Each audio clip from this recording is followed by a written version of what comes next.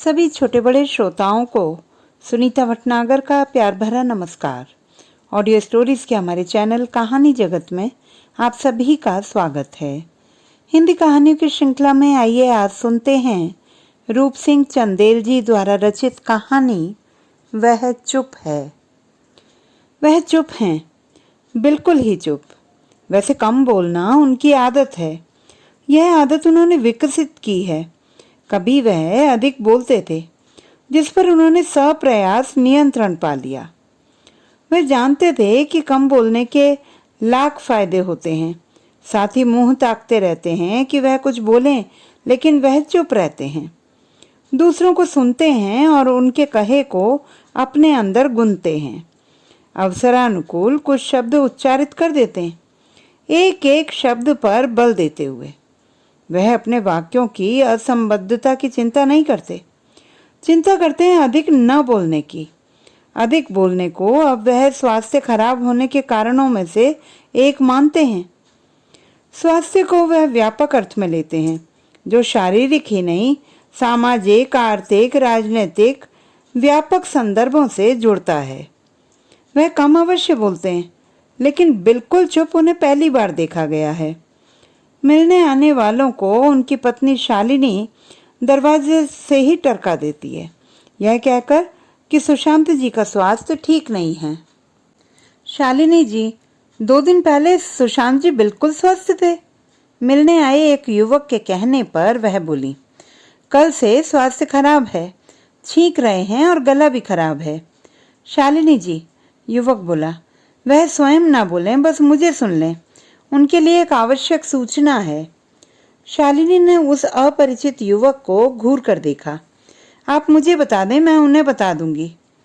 युवक ने शालिनी की ओर अखबार बढ़ाते हुए कहा, परसों शाम जनाधार लेखक संघ की ओर से प्रख्यात साहित्यकार कामेश्वर जी की मृत्यु पर शोक सभा आयोजित की गई थी। सुशांत जी भी बोले थे। बोलते हुए उन्होंने कहा था कि कामेश्वर जैसे व्यक्ति इसलिए हमारी श्रद्धांजलि के हकदार हैं क्योंकि उन्होंने थोड़ा बहुत कुछ लिखा है, वरना उनका जीवन इतना अराजक, चरित्र इतना कमजोर। आप कहना क्या चाहते हैं? शालिनी ने युवक को नजरें तरेरते हुए टोका। अविचलित युवक ने आज भारत अखबार बढ़ाते हुए कहा, इसमें सुशांत जी के कथन की भर्त्सना की गई है। मुझे जनाधार लेखक संघ के सचिव व्याकुल कुमार जी ने यह कहकर भेजा है कि सुशांत जी आजाद भारत को यह कहते हुए अपना खंडन भेज दें कि उन्होंने वैसा नहीं कहा था। रिपोर्टर ने उनकी बात को तोड़ मरोड़ कर प्रस्तुत किया है। जी शुक्रिया, मैं उन्हें बता दूंगी। आजाद भारत की प्रति युवक से लेती हुई शालिनी बोली और युवक को दरवाजे पर खड़ा छोड़कर दरवाजा बंद कर दिया। वह चुप हैं और चुप होने का कारण पूछने पर भी उन्होंने शालिनी को नहीं बताया। एक और समय वह चुप रहने लगे थे, लेकिन बिल्कुल चुप नहीं थे। तब उनके स्कूटर ने उनके अंदर उथल पुथल मचा रखा था। 4 वर्षों से वह उनके गैराज में खड़ा था। बेटे के लिए उसे खरीदा गया था। बेटा उससे कॉलेज जाता, दिल्ली कॉलेज ऑफ इंजीनियरिंग, जहां से वह इंजीनियरिंग कर रहा था। इंजीनियरिंग कर वह 4 साल पहले एमएस करने अमेरिका चला गया और एमएस कर वहीं नौकरी करने लगा। बेटे के जाने के बाद स्कूटर को गैराज में बंद करने के बाद न उन्हें गैराज खोलने की आवश्यकता अनुभव हुई और न ही स्कूटर का ख्याल आया। दरअसल बेटे के लिए उन्होंने नहीं, शालिनी ने उसे खरीद दिया था। उनके यहाँ स्कूटर है, यह अनुभूति उन्हें तब होती जब कभी कभार उसे वह गेट के बाहर खड़ा देखते। वैसे होता ये था कि जब वह सुबह 9 बजे सोकर उठते, बेटा कॉलेज के लिए जा चुका होता था। शालिनी विदेश मंत्रालय में सहायक निदेशक राजभाषा थी और वह भी कार्यालय जा चुकी होती थी। सुशांत, जिनका पूरा नाम सुशांत राय था, उठते, अंगड़ाई लेते, खिड़की से झांक कर सड़क की आमद रफत का जायजा लेते हुए दाढ़ी पर हाथ फेरते, जिसकी वह बहुत साज संवार करते थे। फिर बिस्तर छोड़कर किचन में जाते, जहां शालिनी थर्मस में उनके लिए चाय बनाकर रख जाती थी। चाय पीते हुए वह दिन के अपने कार्यक्रम पर विचार करते, अखबार पर सरसरी दृष्टि डालते और विशेष रूप से दुर्घटनाएं, हत्या, बलात्कार और लूटपाट की खबरें पढ़ा करते थे। ये खबरें उन्हें चिंता में डाल देती थी। वे स्वयं को असुरक्षित अनुभव करते और घर, शालिनी और बेटे अखिल को लेकर चिंतित हो उठते थे। बलात्कार शब्द पर उनकी नजरें अधिक देर तक टिकती। उस समाचार को वह गौर से पढ़ते और मन में विचलन का अनुभव करते। विचलन अनुभव करते हुए उन्हें बर्बत सुहासिनी की याद हो आती। याद तब अधिक आती जब उससे मिले उन्हें 2-3 सप्ताह बीत चुके होते थे। सुहासिनी उनकी छात्रा थी। उनके निर्देशन में पीएचडी कर रही थी। उसके रजिस्ट्रेशन के बाद उन्होंने उसकी इस प्रकार उपेक्षा की कि एक दिन वह रो पड़ी थी। वह काम करके लाती, वह देखते नहीं बल्कि गंभीरता पूर्वक देखने का अभिनय करते और कुछ देर बाद रजिस्टर उसकी ओर सरका देते। बात बनी नहीं सुहास, दोबारा लिखो। और वह कुछ पुस्तकों के नाम बता देते, इन्हें पढ़ो, दिशा मिल जाएगी। एक एक चैप्टर को 5-6 बार उन्होंने उससे लिखवाया था। 2 वर्षों में सुहासिनी केवल 3 चैप्टर ही लिख पाई। समय समाप्ति की ओर तेजी से बढ़ रहा था और यही वह चाहते थे। चौथे चैप्टर को जब 5वीं बार उन्होंने रिजेक्ट किया, सुहासिनी के धैर्य का बांध टूट गया और वह फफक पड़ी। सर, मैं पीएचडी नहीं करूंगी। अरे नहीं, ऐसा नहीं सोचते सुहास। सोफे पर उसकी ओर खिसक गए थे वह और अपनी उंगलियों से सुहासिनी के आंसू पोंछते हुए बोले थे, तुम प्रतिभाशाली हो, समझदार भी, लेकिन पता नहीं क्यों नासमझी करती जा रही हो। अब तक कब की थीसिस सबमिट हो चुकी होती, कहीं एडॉक पढ़ा रही होती। सुहासिनी का रोना बंद हो गया था। वह सोचने लगी थी, क्या सच ही वह प्रतिभाशाली है? लेकिन सर ने कहा, अभी कहा। सुहासिनी सोच में डूब गई। वह कुछ और परिश्रम करेगी, उसे प्राध्यापक बनना है, वैसा ही करेगी जैसे सुशांत सर कहेंगे। और उसको वही करना पड़ा जैसा सुशांत राय ने कहा। शालिनी दफ्तर जा चुकी थी और बेटा कॉलेज। तब से सुहासिनी को अकेले में वह सहवासिनी कहकर पुकारने लगे थे। सुहासिनी ने पीएचडी की और एक कॉलेज में उनके सहयोग से एडहॉक पढ़ाने लगी। उसे रेगुलर होना है और वह सोचती है कि उसके सर यानी सुशांत सर उसके रेगुलर होने में भी सहायक होंगे। इसीलिए वह 10-15 दिनों में उनके घर आती है, कॉलेज जाते समय, शालिनी के कार्यालय जाने के बाद। लेकिन उस दिन ऐसा नहीं हुआ। शालिनी को ज्वर था, वह कार्यालय नहीं गई थी। सुहासिनी घर आए और सुशांत अपने को नियंत्रित रख ले, ऐसा संभव ही नहीं था। 4 वर्षों बाद उन्हें गैराज की याद आई थी। मुश्किल चाबी खोज पाए थे वह। ज्वर के कारण शालिनी अर्धचेतनावस्था में थी। सुशांत कठिनाई से गैराज का ताला खोल पाए क्योंकि उसमें जंग लग चुकी थी। गैराज में जमी धूल की परत और दीवारों में लगे जालों ने एक बार तो उन्हें हतोत्साहित किया था, लेकिन उसका विकल्प उन्होंने खोज लिया था। चटाइयों का आविष्कार शायद ऐसे ही अवसरों के लिए हुआ था, उन्होंने उस समय सोचा था। लेकिन स्कूटर बाधक बन गया था। छोटे से गैराज का अधिकांश स्थान उसने घेर रखा था। उतावलेपन के उस क्षण उस बाधा से मुक्ति आवश्यक थी। मुक्ति उसे हटा देने से ही संभव थी।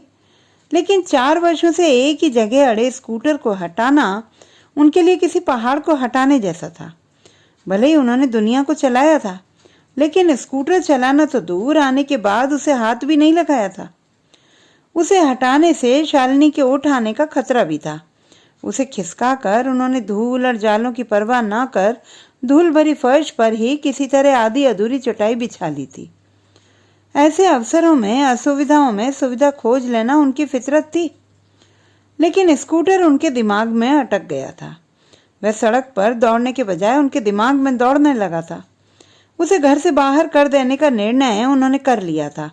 उसे बेच दें या किसी को दे दें, इस द्वंद्व में वह कई दिनों तक फंसे रहे थे। बेचने से अधिक किसी को दे देना उन्हें अनेक दृष्टिकोण से उपयुक्त लगा था, लेकिन कुछ मुफ्त देना उनके सिद्धांत के विरुद्ध था। मुफ्त पाने वाले की आदतें खराब हो जाती हैं। वह श्रम से बचने लगता है। इससे न केवल उसका विकास रुक जाता है, बल्कि देश का भी विकास नहीं होता। मुफ्त देने पाने की नीति उनके प्रगतिशील विचारों के विरुद्ध थी।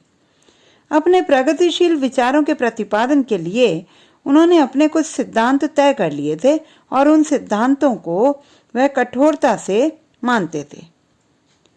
सोच विचार कर उन्होंने जनाधार लेखक संघ से जुड़े अपने एक छात्र को स्कूटर देने का निर्णय किया। संघ की परिकल्पना में उनकी भी भूमिका रही थी, जिससे उनके कुछ छात्र भी उससे जुड़े हुए थे। समय समय पर वे संघ की ओर से धरना प्रदर्शन कर लेते, जंतर मंतर पर सरकार के विरुद्ध नारे लगा लेते। संघ से जुड़े लोग प्रसन्न हो लेते कि वह सरकार की दुर्नीतियों के विरुद्ध आवाज बुलंद कर रहे थे, जबकि संघ के पदाधिकारी इससे सरकारी तंत्र पर दबाव बनाकर अपना हित साध लेने से प्रसन्न होते थे। एक दिन राजीव प्रसाद नाम के उस युवक को उन्होंने घर बुलाया। उसकी पढ़ाई, समस्याओं आदि की चर्चा कर कहा, राजीव, तुम्हें एक प्रोजेक्ट पर काम करना है। कैसा प्रोजेक्ट सर? स्वातंत्र्योत्तर हिंदी उपन्यासों में स्त्री विमर्श विषय पर कुछ काम करना है। सर, राजीव के स्वर में कंपन था।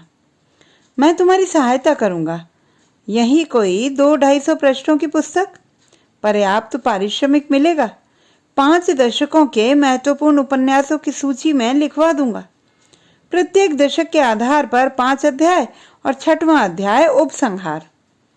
सर अरे घबराते क्यों, मैं हूं ना। दाढ़ी पर हाथ फेरते हुए सुशांत राय बोले, इसके लिए कुछ परिश्रम करना होगा, कुछ पुस्तकालयों की खाक भी छाननी होगी। उसके लिए तुम मेरा यह स्कूटर ले जाओ, केवल कार्य करने तक के लिए ही नहीं, इसे मैं तुम्हें दे रहा हूं। राजीव उनके चेहरे की ओर देखने लगा तो वह बोले, ऐसे क्यों देख रहे हो भाई, मुफ्त में नहीं दे रहा हूं, काम करवा रहा हूं। तुम प्रतिभाशाली हो और प्रतिभाशाली लोग मुझे प्रिय हैं। मैं उनके लिए कुछ भी करने को तैयार रहता हूं। सर, राजीव कसमसाया। वह सोच रहा था कि उसके लिए अपनी एमफिल का शोध प्रबंध ही भारी पड़ रहा है। ऊपर से इतना भारी भरकम काम कैसे कर पाएगा वह? इसे 2 महीनों में पूरा करना है, फिर अपने एमफिल का काम करते रहना। अभी उसके लिए पर्याप्त समय है। और उन्होंने राजीव की ओर स्कूटर की चाबी उछाल दी। चाबी वह नहीं थाम पाया तो दाढ़ी में मुस्कुराते हुए वह बोले, कैच करने में कमजोर हो? राजीव के घर से स्कूटर घसीट कर बाहर निकालते ही उन्होंने गेट बंद कर लिया था। उसके बाद उन्होंने यह जानने की कोशिश ही नहीं की 4 वर्षों में पिचक चुके टायरों और पथरा चुकी पेट्रोल की टंकी की रगड़ ने उसे कितना दुखी किया था। मैकेनिक ने उसकी जेब से 500 रुपए निकलवा लिए थे, जो कि उसके पास थे नहीं। उसने एक साथी से रुपए उधार लेकर मैकेनिक को दिए थे। लेकिन जिंदगी में पहली बार उनके साथ ऐसा हुआ कि सोची समझी योजनानुसार किए गए कार्य में उन्हें असफलता मिली थी। राजीव प्रसाद नामक छात्र द्वारा तैयार पुस्तक उनके नाम से प्रकाशित होनी थी। उसने एक दशक के उपन्यासों पर एक चैप्टर लिखकर उन्हें दिखा भी दिया था, लेकिन उसके बाद वह गायब हो गया था। उन्हें ज्ञात हुआ कि बेंगलोर की एक बहुराष्ट्रीय बैंक में उसे नौकरी मिल गई थी और वह पढ़ाई छोड़ गया था। उन्हें इस बात का अफसोस था कि उन्होंने पहली बार गलत घोड़े पर दांव लगाया था। लेकिन अब उनके चुप होने का यह कारण नहीं था। हुआ यह कि 2 दिन पहले लंबे समय के बाद सुहासिनी उनके यहाँ आई। शालिनी दफ्तर जा चुकी थी। सुहासिनी को देखकर वह प्रसन्न हुए। प्रसन्न इसलिए कि उसके आने के लिए कितनी ही बार उन्होंने उसके मोबाइल पर फोन कर उसे आग्रह अनुग्रह किया था। उसे प्रेम भरे एसएमएस भी किए थे। सुहासिनी का उन्होंने ऐसे स्वागत किया मानो वर्षों बाद मिले थे। लेकिन सुहासिनी में उन्हें ना तो वह उत्साह दिखा और ना ही औत्सुक्य। घर में प्रवेश करते ही वह हिमखंड की भांति सोफे पर ढह गई थी। वह देर तक उसकी ओर ताकते रहे थे, चुप। फिर पूछा था, सुहास तुम इतना चुप क्यों हो? तुम्हारी चुप्पी मुझे बर्दाश्त नहीं हो रही। सुहासिनी उन्हें घूरती रही अपनी बड़ी बड़ी तीक्ष्ण आंखों से। उन्होंने फिर जब टोका तो वह रो पड़ी। उन्हें उसके साथ का पहला दिन याद हो आया था। तब भी वह ऐसे ही रोई थी और सोफे पर उसके निकट खिसक कर उन्होंने उसके आंसू पोंछे थे। उन्होंने उसी प्रकार उसके आंसू पोंछने चाहे तो सुहासिनी ने उनका हाथ झटक दिया। आपने मुझे बर्बाद कर दिया, वह चीखी। मैंने? हाँ आपने। मैं गर्भवती हूं। तुम उनकी जुबान लड़खड़ा गई थी। किसी प्रकार अपने को संभाल कर वह बोले, इसमें परेशान होने की क्या बात है? मैं तैयार होता हूँ किसी डॉक्टर के पास। नहीं। फिर? वह भौचक थे। आप शालिनी जी को तलाक दें और मुझसे विवाह। तुम होश में तो हो ना सुहासिनी? पूरे होशो हवास में कह रही हूँ। क्या प्रमाण है कि यह मेरा ही गर्भ है? वह भड़क उठे थे। प्रमाण क्या है? यह आपको भी पता है, सुहासिनी ने सधे स्वर में कहा। वह धप से सोफे पर बैठ गए, सिर थामकर। उनके सामने डॉक्टर विप्लव त्रिपाठी का चेहरा घूम गया था। राजनीति शास्त्र विभाग के डॉक्टर विप्लव त्रिपाठी। उनकी एक एमफिल की छात्रा ने ऐसा ही आरोप लगाते हुए उनके द्वारा उसे मोबाइल पर भेजे गए एसएमएस के प्रमाण विश्वविद्यालय प्रशासन और इंक्वायरी कमेटी के सामने प्रस्तुत कर दिए थे और आरोप सिद्ध होने के बाद डॉक्टर त्रिपाठी को प्रोफेसर पद से विश्वविद्यालय ने बर्खास्त कर दिया था। सुहासिनी जा चुकी थी। कब? उन्हें पता ही नहीं चला था और तभी से वह चुप हैं। तो दोस्तों, ये थी हमारी आज की कहानी। आपको कैसी लगी कमेंट बॉक्स में लिखना ना भूलें। चैनल को सब्सक्राइब करें, लाइक करें और मित्रों के साथ शेयर करें।